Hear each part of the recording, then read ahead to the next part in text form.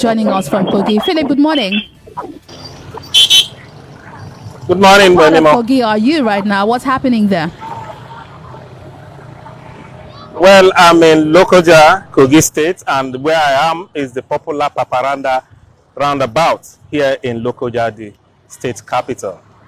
You see, what the latest I can say now is that beginning from today, the security details of political office holders and politicians will be withdrawn ahead of tomorrow's election.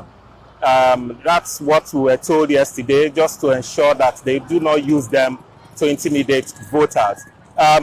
Also, there have been a concerns raised by the PDP as to the deployment of former aide camp to the state governor. That's the person of Usman Shugaba, to the INEC headquarters to supervise the distribution and affairs at the INEC headquarters. So yesterday, the DIG operations for Kogi and Bayelsa State cleared the air.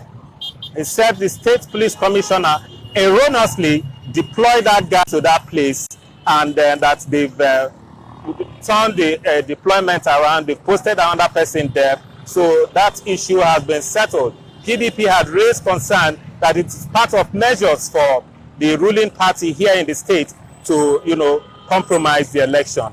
There is also concern about security around Kogi State.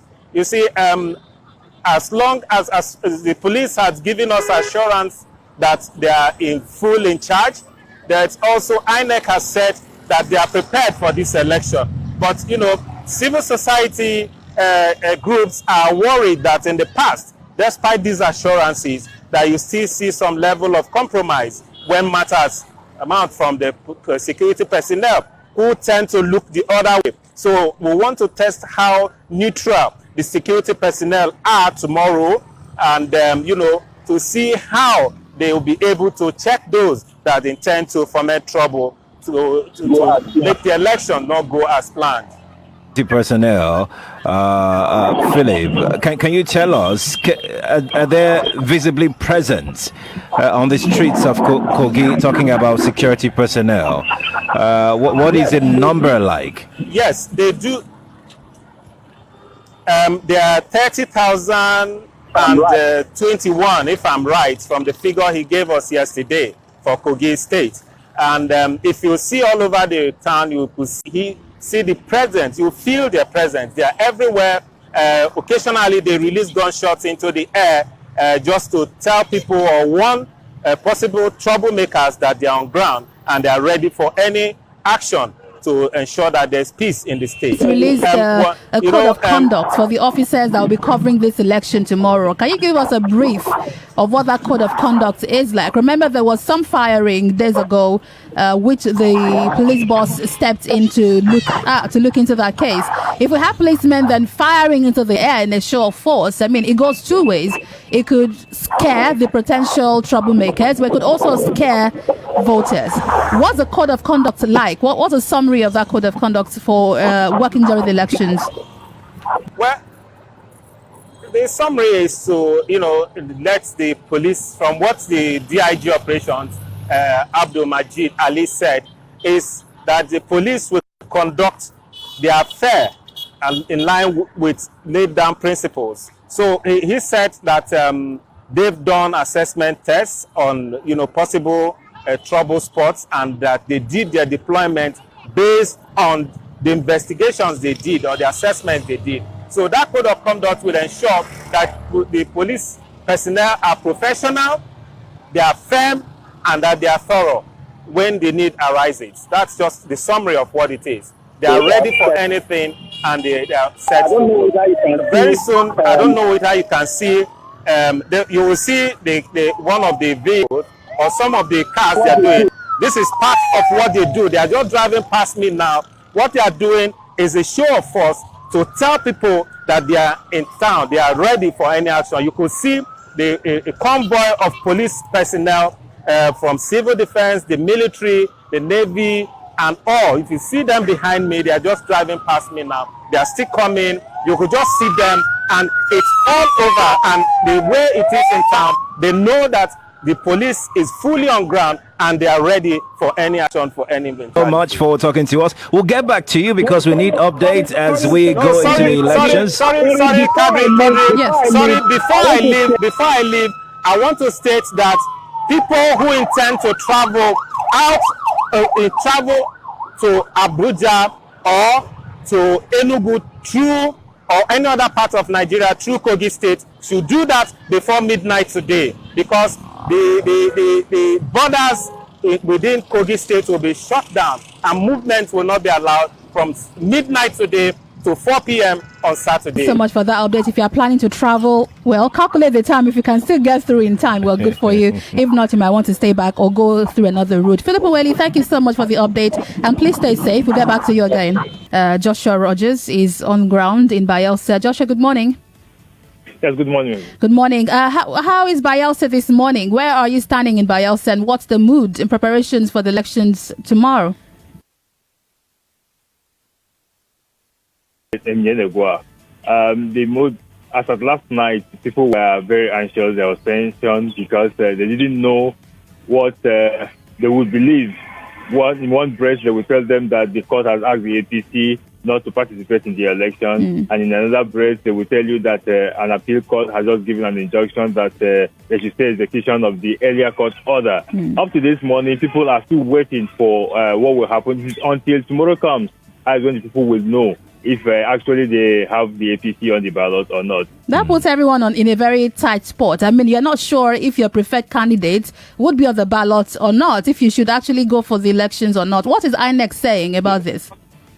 Yeah, INEC in Bayelsa here called for a press briefing at 2 p.m. yesterday, and we waited till about 2:45, and then they sent a text message that the briefing has been cancelled, no date was given, no reason was given. But shortly after, we heard that INEC in Abuja had said that any vote cast for the APC would be an invalid vote. But while that news was still trending here in Yenegoa, then the APC called for a press briefing again and said that an appeal court has just asked for a stay of execution. So that is the situation for now. People are confused. The APC definitely, from what INEC has said, the name of the APC will be on the ballot. Whether they will vote, it will count or it will not count is what they don't even know for now. There are we'll get back to. There are about 45, candidates that should be on that on the ballot tomorrow. What's the mood with the other candidates? Are they glad that it's -1? I mean, the competition might just be a bit, easier for them. I was having a conversation with the government candidate of UDP at the INEC office, and he was like, he was not contesting the election because they already adopted the APC candidate. So he was disappointed after that court election yesterday. So for a couple of them who have adopted the APC as their preferred candidate and asked their supporters to vote for the APC, it was disappointment. But for those who still believe that there are the third force to reckon with, someone like the Accord Party, Bizimo, still believes that with the court ruling, he has an opportunity right now to contest with the PDP. But the PDP thinks they don't have any opposition because the APC is out of the way. Let's talk about preparations, technicalities of the elections. Joshua, what can you tell us about distribution of sensitive and non-sensitive materials for the elections tomorrow? That has been done, distributed to the 8 local government areas. They have 105 wards and about 1,800 and something polling units. Here we have the voters, those who are registered to vote, about 923,000. But not up to that collected their PVC. So INEC has said that they are ready. Everything has been distributed. As a matter of fact, that was one of the reasons why INEC would not be able to pull out the name, to delete the APC from the ballot, because everything has been done. Everything. They are just, as at yesterday, even at the INEC office, they were training people on how to use the smart card, make sure that the smart card readers are working very well. They were at that point. They were ready. They said they are ready. And from what I have seen on ground here, they have done everything almost seamlessly. No issues. If INEC is saying they are ready, we have to let you go now. But before then, let's talk about whether people are ready. A couple of days ago, there were reports of shootings at a rally and about 3 people lost their lives. How would you describe the readiness of the people themselves? It's being said that this might lead to voter apathy. People might want to decide to stay back at home once they've seen the signal that, people are even getting shot some days to the election. What will now happen on the election day? What can you tell us about the mood, the mindset, the readiness of the people to come out tomorrow to vote in Bayelsa? Frankly speaking, Mr. Sheriff, I would tell you that even me as a journalist, I want to come to Bayelsa to cover the election. If I had followed what people told me, I would not be able to make it to Bayelsa State. Because I called a few persons, like my fixers, to make sure that, to find out how the place was. 3 out of about 7 persons I called told me they moved out of Bayelsa, 2 moved to Port Harcourt, 1 to Akwa Ibom State, because they were afraid that this election wasn't going to be easy. Wow. That it was that serious. But up until yesterday, when that judgment came, not that they were happy that one political party wasn't going to be on the ballot or wasn't going to contest the election anymore, but a couple of them who are not so interested in politics believe that that will pave way for some kind of peace during tomorrow's election. That was how bad that situation was before that court judgment came. So for them, the court judgment is giving them some kind of relief that, okay, fine, tomorrow may not be as tough as we thought it would be. Well, all is not over yet. So if that stay of execution is upheld, that means they will be on the ballot and all will just go. Although the PDP insists that the APC must not be on the ballot. So it's quite a situation rather than Bayelsa. Joshua, thank you so much for the update. Please stay safe for us. We'll get back to you with for more updates. Thank you, Joshua. Sure. All right, take care. Joshua Rodgers there standing by for us in Bayelsa, Yenegoa, precisely with updates. It's going to be such a day tomorrow. This is really, wow. Incredible live video reporting by Nigeria Info. Right. Even better than TV. Right. Loud it. I like that. Seriously. Guys, if you're not watching us on Facebook and YouTube, you are missing out on so much. Nigeria Info, digital, everywhere. Lagos, Nigeria, Africa, all over. Incredible stuff. Make sure you follow us right now so that you don't miss out on any of the action. It's never been tomorrow. Done before. Absolutely. And we're just getting started. Yeah, we've not even started the full coverage.